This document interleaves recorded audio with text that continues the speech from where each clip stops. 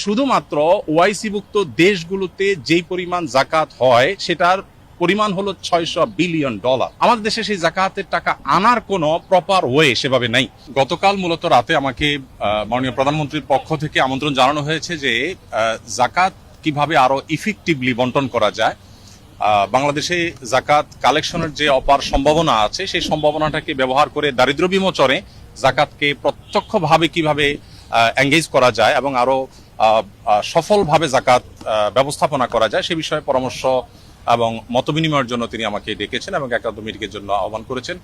তো আমরা যেহেতু আপনারা জানেন আসুন্নাহ ফাউন্ডেশনের মাধ্যমে আমরা জাকাত নিয়ে কাজ করে থাকি বিগত 6-7 বছর যাবত, এবং শুধু গত 1 বছরের হিসেব অনুযায়ী আমাদের মাত্র 13 কোটি টাকা খরচ করে আমরা 2100 বেকার তরুণ তরুণীকে আমরা পৃথকভাবে স্কিল ডেভেলপমেন্টমূলক প্রশিক্ষণ দিয়ে তাদেরকে আমরা কর্মসংস্থানের ব্যবস্থা করে দিয়েছি।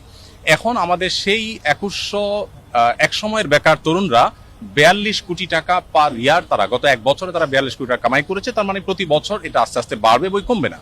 তো এই যে জাকাতের অর্থে স্কিল ডেভেলপ করে বা স্বাবলম্বী করে স্থায়ী দারিদ্র্য বিমোচনের পথে নিয়ে যাওয়ার ক্ষেত্রে আমাদের আসুন্নাহ ফাউন্ডেশনের কিছু অভিজ্ঞতার জায়গা আছে।